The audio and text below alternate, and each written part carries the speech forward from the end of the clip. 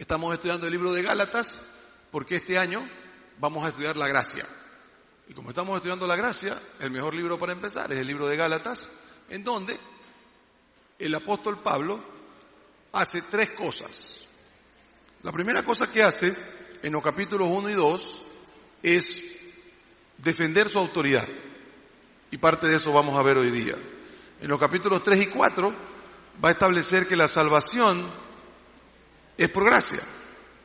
Y en los capítulos 5 y 6 nos va a enseñar que somos libres de la ley. Entonces hoy día vamos a mirar cómo a Dios le encanta salvar a gente mala. Cómo Dios le fascina, está en el negocio de salvar a aquellos que creen que jamás podrían llegar a tener una relación con Dios. Y muchos de nosotros hemos sido transformados por Jesús. Algunos creemos que no tenemos un testimonio suficientemente fuerte y no nos gusta hablar porque, bueno, yo no salí de las drogas, o yo no salí del sótano, o yo no tenía tal o cual adicción. Pero todos nuestros testimonios son fuertes. ¿Por qué? Porque la Biblia dice que aunque usted haya sido muy moral, por decirlo de alguna forma, o haya sido un niño bueno, todos hemos sido salidos o todos hemos sido sacados de oscuridad a luz, de muerte a vida. De manera que todos nosotros hemos sido transformados y nuestro testimonio siempre será un testimonio importante, siempre y cuando sea un testimonio de la gracia. Porque si usted se lo ganó, entonces no va a ser fuerte.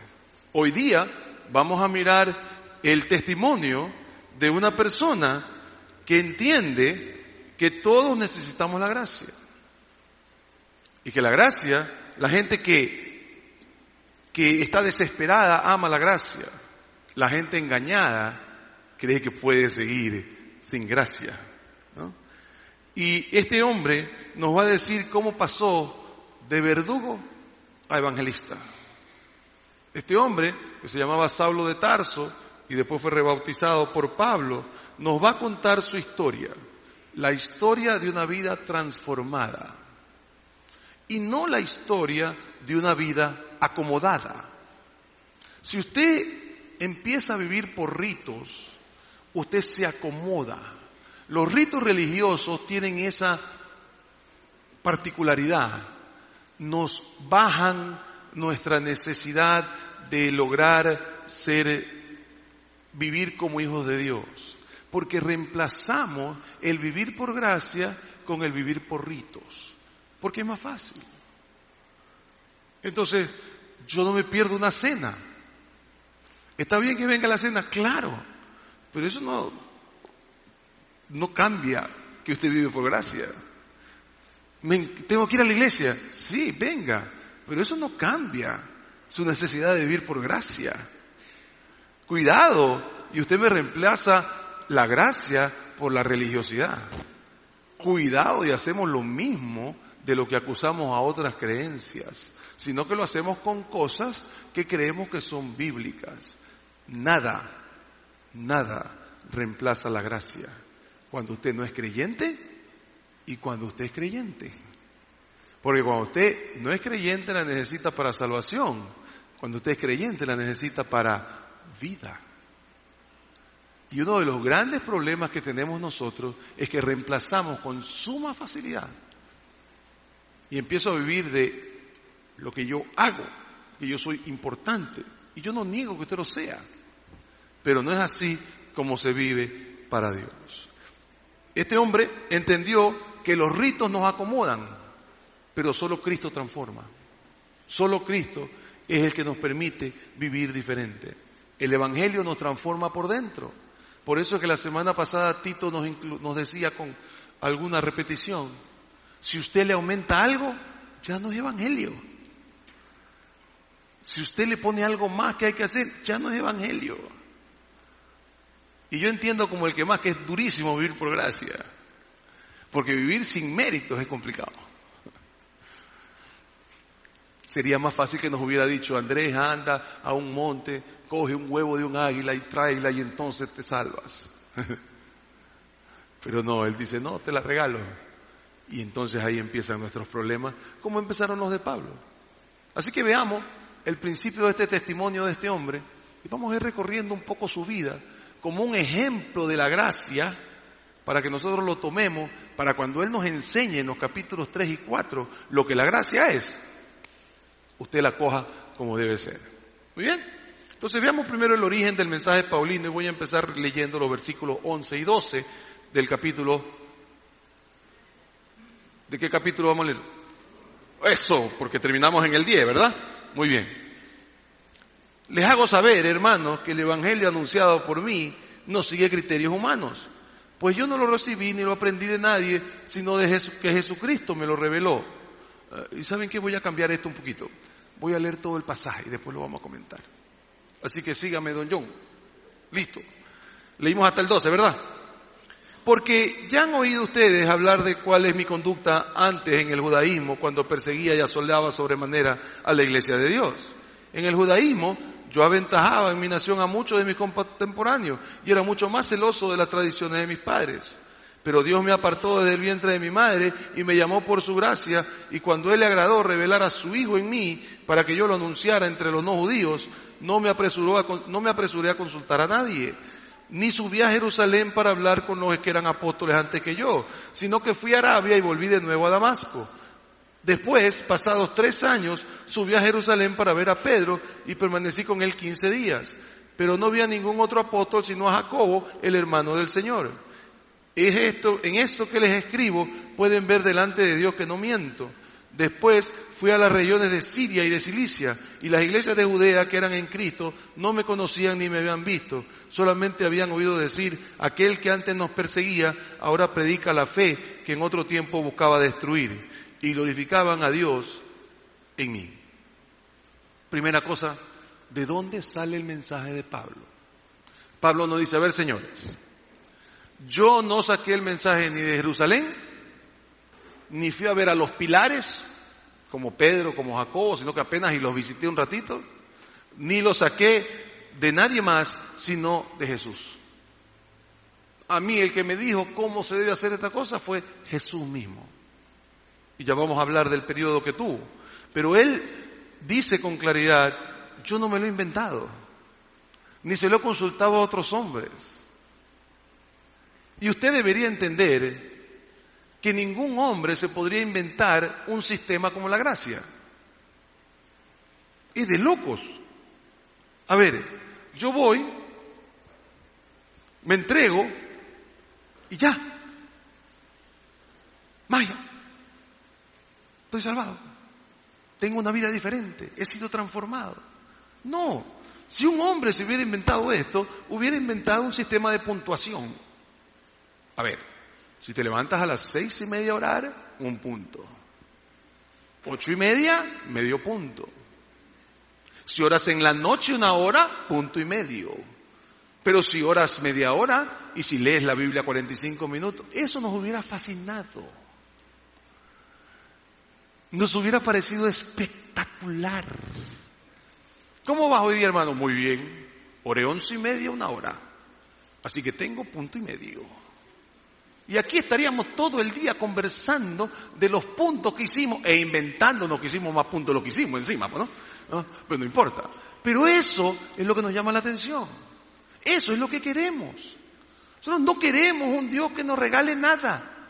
Queremos ganarnos todo. Por eso es que el Evangelio no puede ser invento. Porque ¿a quién se le ocurriría semejante locura?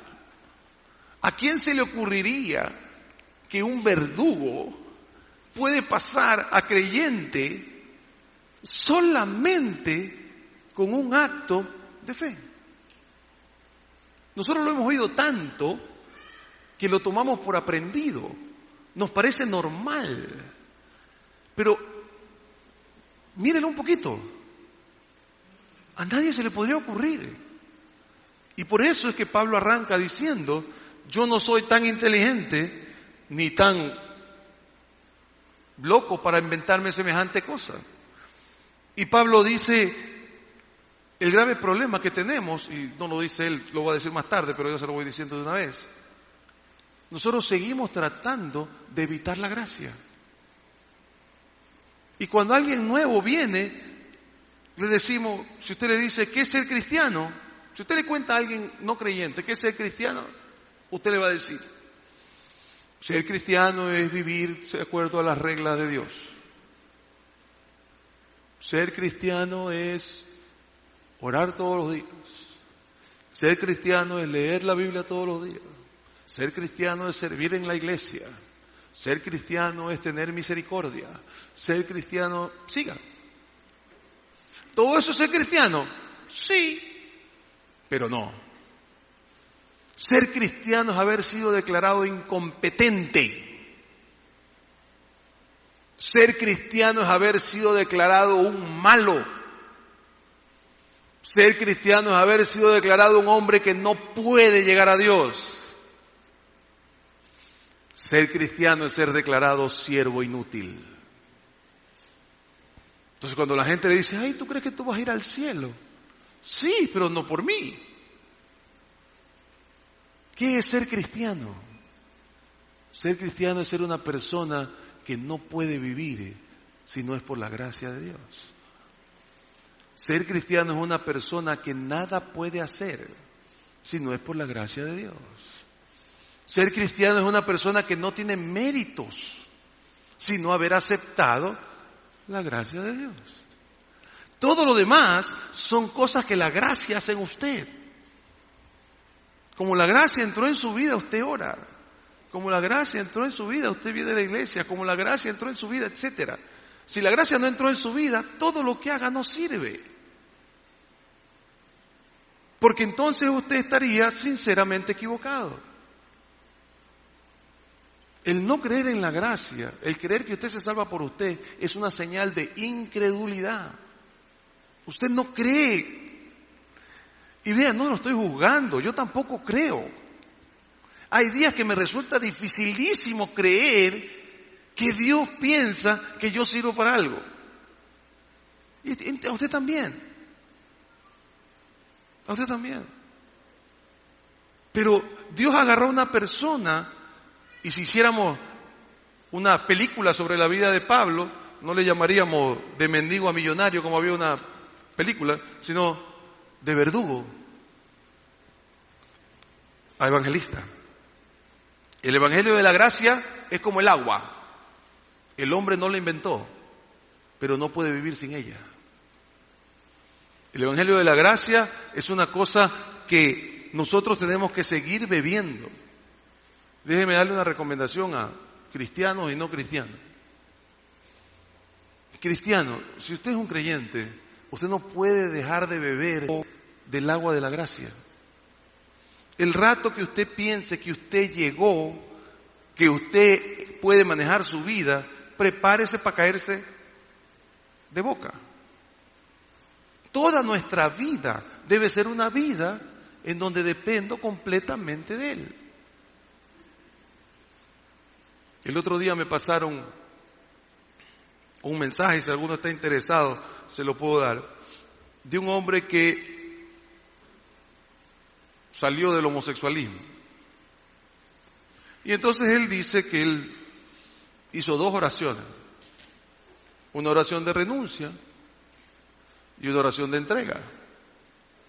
Y que la importante no fue la oración de renuncia en donde renunciaba al homosexualismo, sino a la entrega. Y dice, mire, esto es lo que me pasó a mí.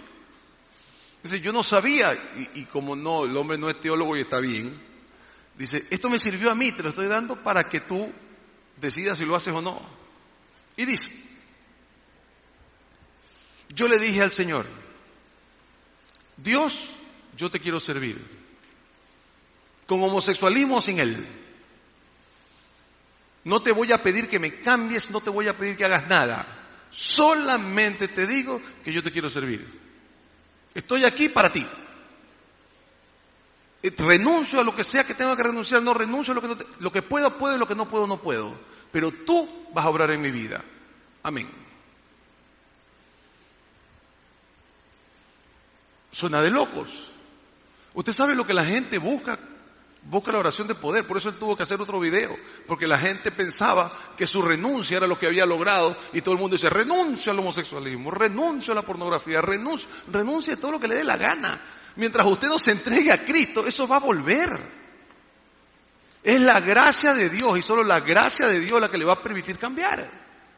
Entonces el hombre tiene toda la razón, lo he visto como 3 o 4 veces porque me fascina, porque el hombre tiene una sencillez de aquel que no está seguro que está diciendo la verdad. Está diciendo algo que le sirvió a él, pero no sabe si le va a servir a todo el mundo. Y le dice, yo te digo lo que me sirvió a mí. Y no se está dando cuenta que está hablando de gracia. Que finalmente entendió que lo nuestro no es tratar de transformarnos, lo nuestro es entregarnos nada más. El que transforma es Él y nada más. Y si usted es un no creyente y viene acá, bienvenido, venga todas las veces que quiera. Por favor entienda que esto no se trata de ser más moral. Esto no se trata de que yo le dé un buen consejo para vivir diferente. La Biblia está llena de consejos para vivir diferente. Pero usted no los va a poder aplicar si no se entrega. Porque no es cuestión de ser sincero en mis creencias. Es cuestión de realmente permitirle a Dios vivir la vida en vez mío. Y nosotros lo equivocamos. Una vez que nos salvamos, decimos, ok, ahora sí, Señor, ya estoy. Ahora sí, de aquí en adelante, con mi poder. No, Señor. No, Señor. Cristo fue muy claro. Ven a mí y te daré descanso. Ven a mí y descansarás. Y ese es el mensaje que Pablo estaba dando directo de los labios de Jesús. Entonces lo primero que tenemos es el origen del mensaje y después tenemos la transformación de la vida de Pablo. Y la conversión de Pablo es un ejemplo para todos nosotros. Y vamos a ver rapidito, 1 Timoteo 1:15, solamente para tenerlo claro. No sé si John va a llegar antes que yo. ¿Ya llegaste, John? Este mensaje es digno de crédito y merece ser aceptado por todos. Cristo Jesús vino al mundo a salvar a los pecadores, de los cuales... A ver, pero dígalo así a su corazón. Eso, usted es el primero. Bueno, segundo, después de Pablo, no sé. No, usted es el primero. A eso vino Jesús. Jesús no vino a que me dé una ayuda. Por eso es que usted tiene que entender que ese supuesto versículo que dicen que está en la Biblia, ayúdate que yo te ayudaré, ¿no? Que no sé si se enteró, no está en la Biblia, ¿no? Es lo más antibíblico que hay. Es decir, si ese versículo estuviera en la Biblia, tuviéramos reales problemas. Porque Cristo no necesita su ayuda, necesita que usted se aparte. Cristo no necesita que usted le coja el volante, necesita que usted lo deje. No necesita su ayuda. De hecho, cada vez que ayudamos, la fregamos. ¿Sabes? Salió un verso sin esfuerzo. Qué interesante. Entonces, Pablo nos cuenta su testimonio y dice preconversión, conversión, posconversión. Y empieza por la preconversión. Y dice, oye, yo era un terrible. Dice el verso 13, yo necesitaba la gracia. Y empieza a contar que él era un terrible. ¿Qué nomás hizo este hombre? Bueno, en la muerte del primer mártir de la iglesia, él estuvo ahí aprobándola. Perseguía creyentes, los metía a prisión. Dice que lo que más le gustaba era cuando el creyente decía que ya no creía. Lo torturaba de tal forma que ya estos hombres no aguantaban más y decían, ya, no creo.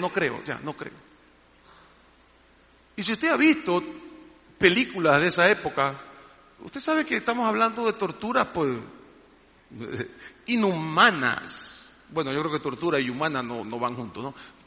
Era realmente inhumano. Y la palabra que él usa, esta palabra, yo perseguía a la iglesia violentamente, es una palabra que Josefo, el gran historiador judío, usa para decir quemaban aldeas.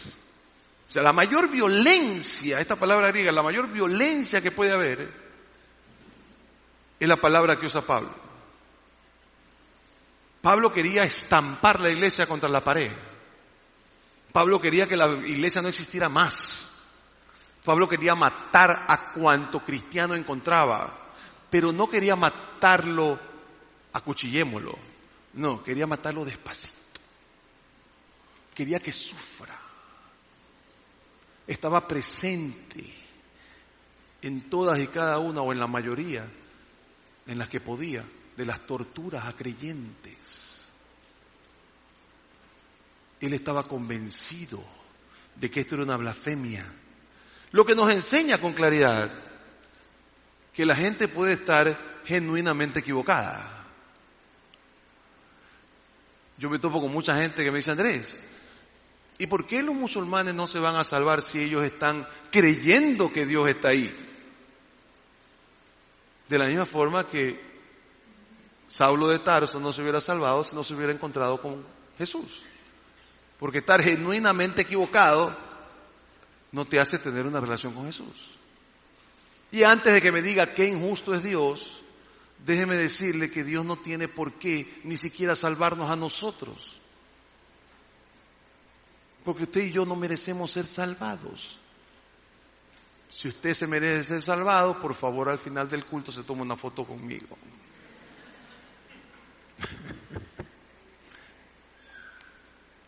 Entonces este hombre se pasa persiguiendo cristianos. Y nosotros lo tomamos muy olímpicamente. Oh, sí, Pablo perseguía creyentes y después se convirtió. ¿Usted cree que es fácil? ¿Usted cree fácil haber matado gente porque creía lo que usted se termina dando cuenta que es verdad? ¿Qué pasaría por la mente de Pablo? Vamos allá después de un rato. Después Pablo se encarga de decirnos en el verso 14 que su tradición era muy importante. Él era el mejor de su generación. Era el Messi de los fariseos. Era la esperanza blanca de los fariseos. Alumno de Gamaliel, el mejor alumno, un hombre que iba a ser el futuro del judaísmo.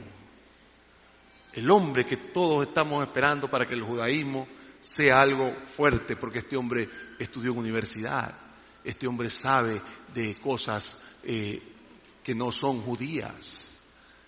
Es el hombre que todos debemos seguir. Y peor cuando empieza a perseguir gente y lo que quiere es llegar a ser y vivir como una persona que vive su religiosidad. Si usted lee Filipenses 3, usted se va a dar cuenta que Pablo era un bacán. Y él dice: por la ley fariseo, circuncidado al 8º día, de la tribu de Benjamín, hebreo de hebreos. ¡Ja! Usted quería competir con Pablo, de méritos. Pablo era un chévere. Pablo era lo más grande. La gente hablaba de Pablo con ¿cómo lo podemos decir? Con verdadera admiración. Y él vivía para su religiosidad. Y ahora déjeme preguntarle, ¿cómo anda usted?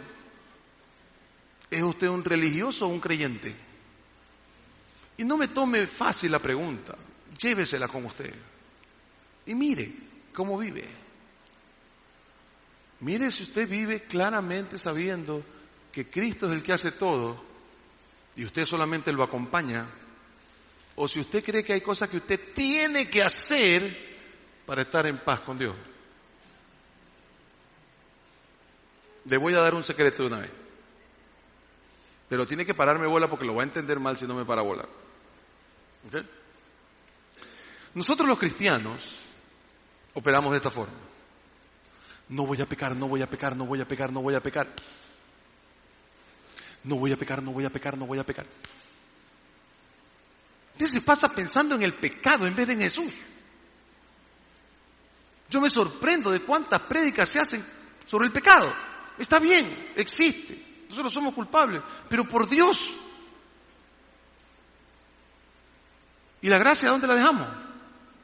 Ahora, yo no le estoy diciendo, cuidado, despiérteme al de lado. Yo no le estoy diciendo que tiene carta abierta para pecar. Le estoy diciendo que si usted se preocupara de vivir en la gracia, pecaría menos. ¡Ja!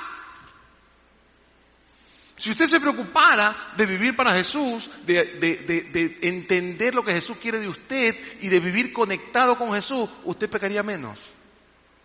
Pero como usted está tan metido en pecado, pum, pecado, pum, nunca sale. ¿Usted se ha dado cuenta de lo que le pasa?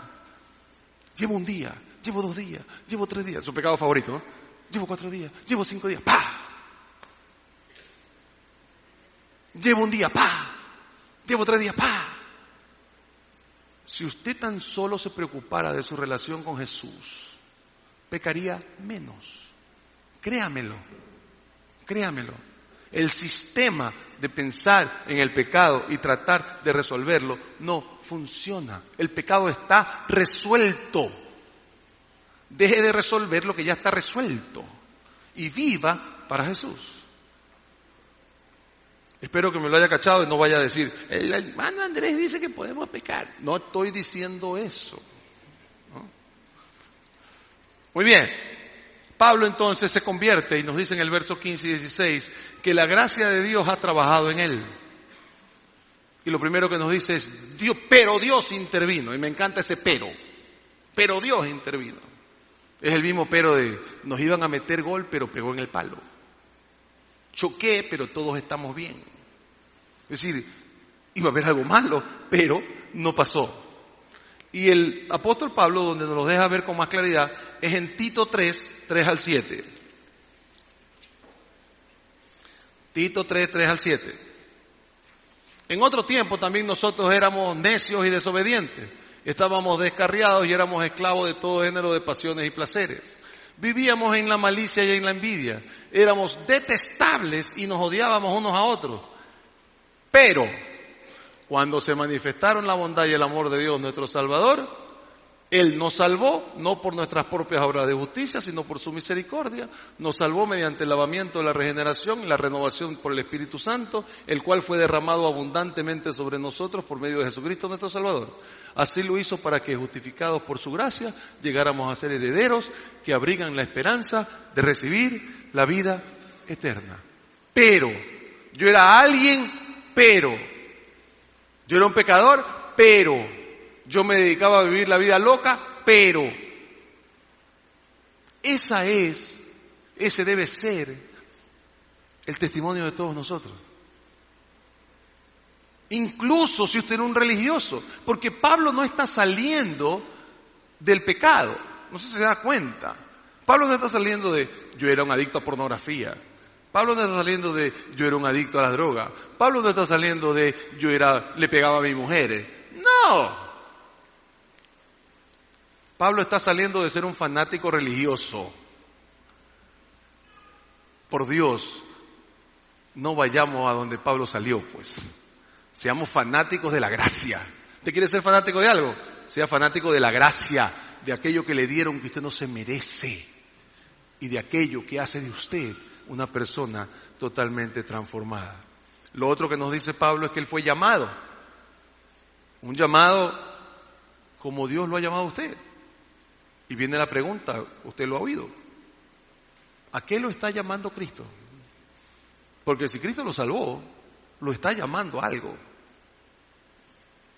Y si usted es inteligente, no hará como hacen cuando llamamos a nuestros hijos. ¿Usted se ha dado cuenta? Cuando usted llama a su hijo. Julián, a comer. Está jugando FIFA. Julián, a comer. Ojalá no haya ningún Julián aquí. No. El llamado de Dios tiene que ser escuchado a la primera. Si usted tiene, y digo Julián porque los hombres que somos los sordos, ¿no? Cuando nuestra mujer nos llama, ¿no? Gordo, ven. Entonces este oído oye gordo, ¿no? Y el de acá le dice al de acá, ¿está llamando? No está llamando. No está llamando. Así somos selectivos nosotros en nuestra vida, ¿no? Así que siempre le digo a las mujeres, si usted le dice a su esposo algo una sola vez, la culpable es usted. Porque los hombres necesitan que nos repitan las cosas. Le digo nomás ahí, nomás se lo dejo. Ya cuando hablemos de familia vamos a hablar más de eso. Pero así somos. Muy bien, ¿por qué me metí en eso? El llamado. Y el llamado dice que es por su gracia. Pablo era un enemigo de Dios y usted y yo también éramos enemigos de Dios, ¿o no?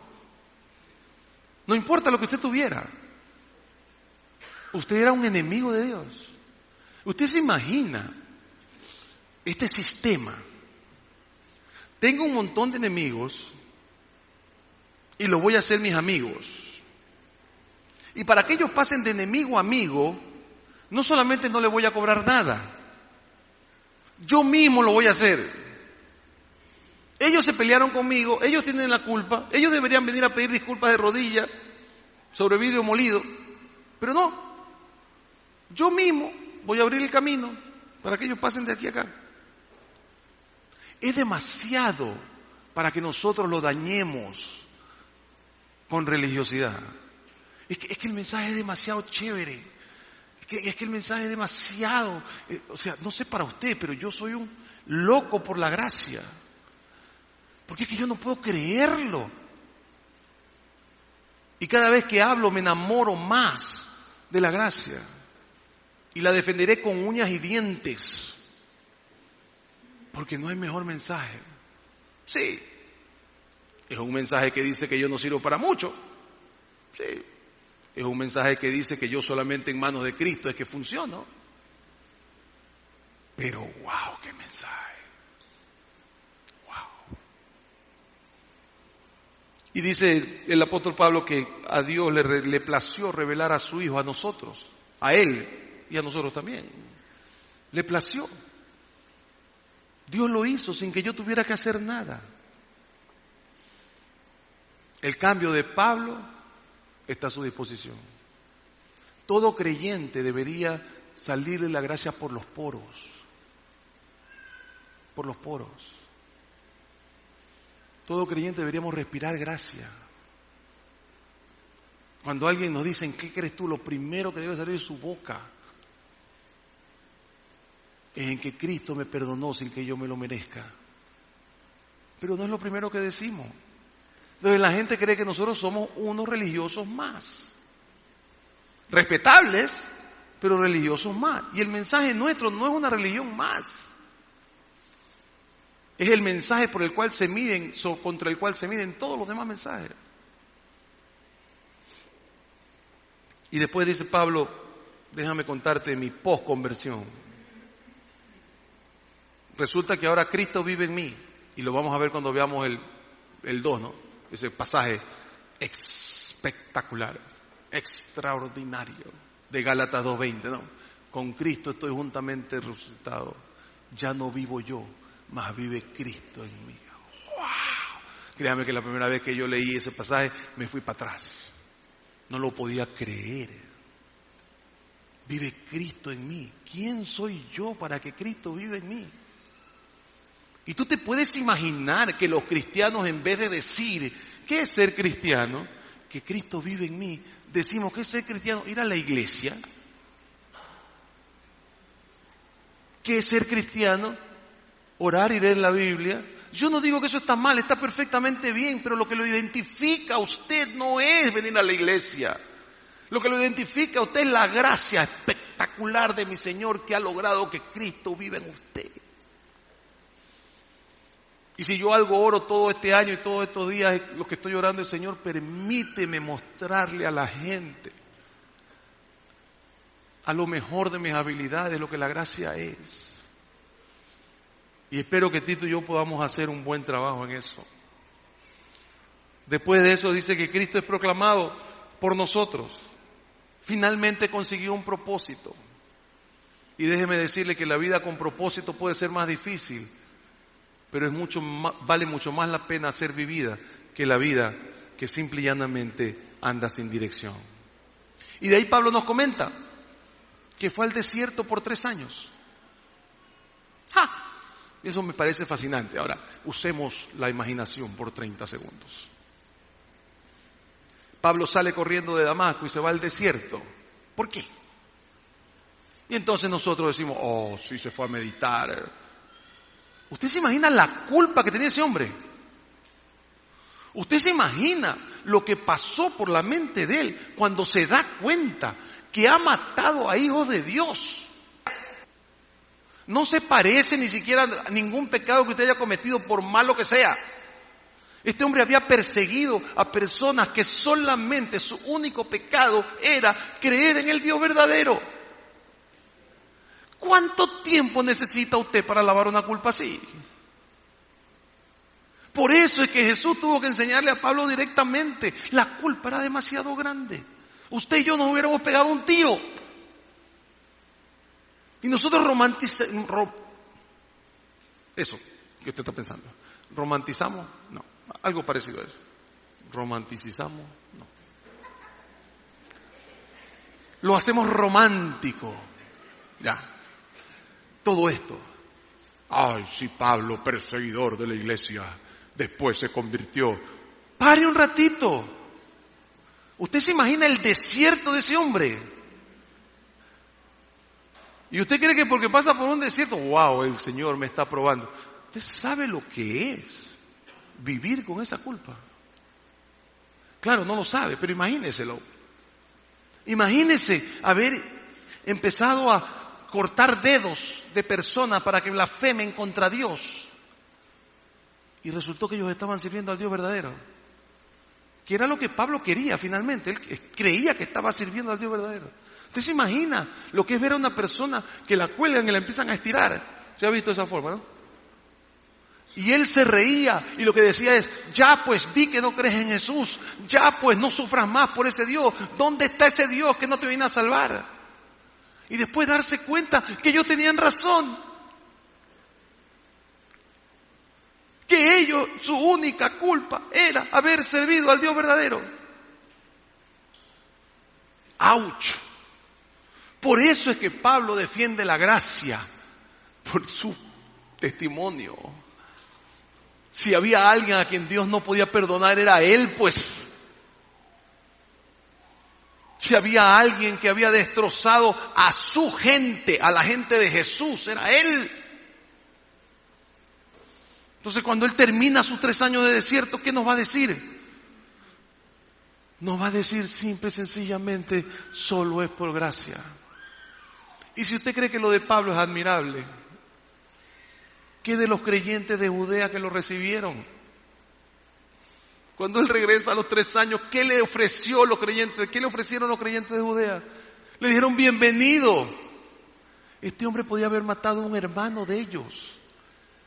Probablemente mató a conocidos de ellos, a amigos de ellos. Probablemente no los cogió a ellos de milagro. Y ellos agarran y dicen, hermano Pablo, recibe la gracia. Cristo le mostró la gracia, pero los creyentes también. Y dijeron, ese que perseguía a la iglesia, ahora está con nosotros. Eso es gracia. Y son un montón de anónimos. Porque usted conoce, yo conozco a Pablo. Y los que lo recibieron, y los que se gozaban de que Pablo había dejado de perseguirlo y ahora era un creyente. Ninguno de ellos quería cortarle la cabeza. Ninguno de ellos decía, este hombre no merece ser cristiano. Y nosotros, sin embargo, tenemos el tupé de pensar que hay gente que no debería ser creyente. Nosotros sí nos damos la lija de pensar que alguien que hace esto o no hace lo de acá, o hace lo de allá o no hace lo de acá, no merece llamarse cristiano.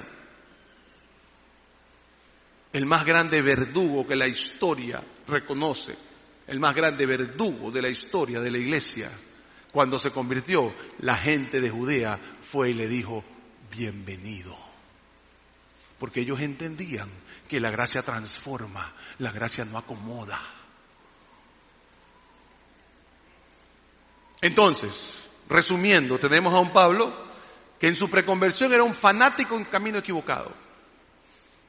En su conversión entendió que era gracia de principio a fin, y lo vamos a ver en este libro que estamos leyendo durante todas las semanas. Y en su posconversión entendió que él tenía que proclamar el evangelio de la gracia y no de la religiosidad de la cual él había salido.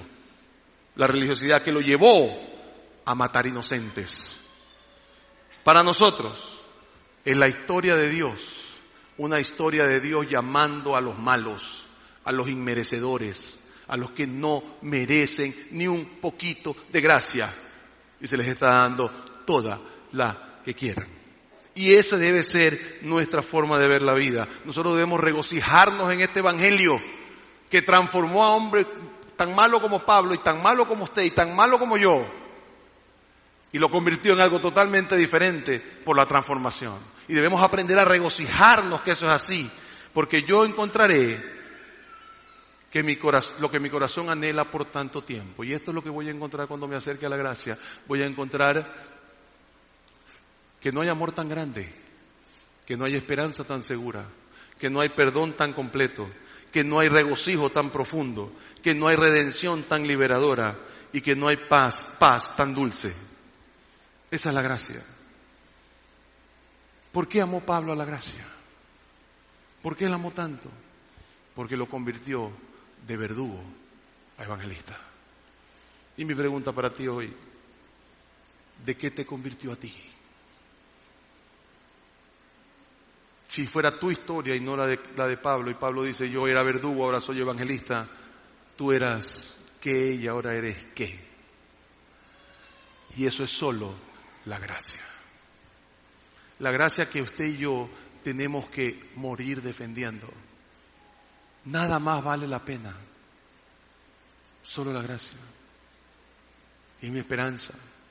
Que hoy día que usted solamente ha escuchado el testimonio de lo que la gracia hace, ya usted empiece a decir, quiero conocer más de gracia, quiero conocer más de gracia. Porque es lo que vamos a hacer. Hasta cuando la gracia le salga por las orejas. Hasta cuando usted y yo apenas vemos una persona, la primera cosa que vemos es a una persona que la gracia de Dios alcanzó. Y no importa si viene matando creyentes, no importa lo que viene haciendo, importa que la gracia lo alcanzó. Y esa es nuestra historia y es nuestro testimonio. Permite que la gracia que me alcanzó a mí te alcance a ti.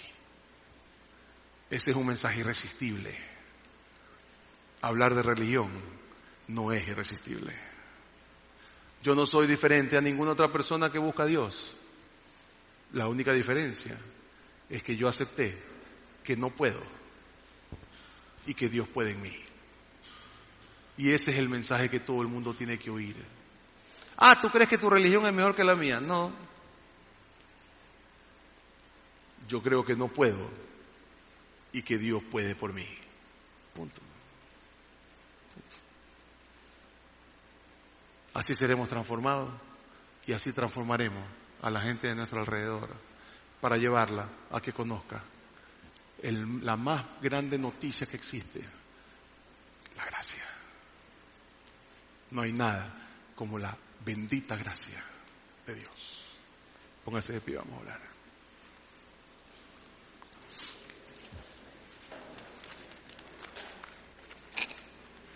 Padre, te damos gracias, Señor, por esta posibilidad de leer este libro en donde ya nos empiezan a esbozar lo que tu mensaje es. Señor, que vengamos estos domingos dispuestos a aprender la gracia, para que se la podamos dar no a extraños solamente, sino incluso a la gente de nuestra familia, que tú sabes que necesitan tanta gracia como yo la necesito. Si nosotros pudiéramos aplicar en nuestras relaciones la gracia.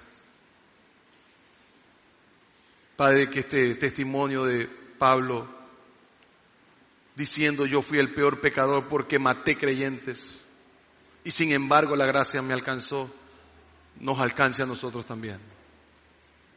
A los que ya creemos, que nos alcance para vivir y seguir viviendo así. Y si hay alguno aquí, Señor, que no cree, que seas tú mostrándole tu gracia de forma completa para que llegue a regocijarse con nosotros de la transformación que tú quieres que tengamos. Alabamos tus nombres, Señor, te damos gracias por la posibilidad de libremente predicar del mayor mensaje que ha existido sobre la faz de la tierra. Dios quiere darnos su gracia. Que tu nombre sea siempre alabado, Señor, en el nombre de Jesús. Amén y amén. Muchas gracias, mi hermano. Nos vemos el otro domingo.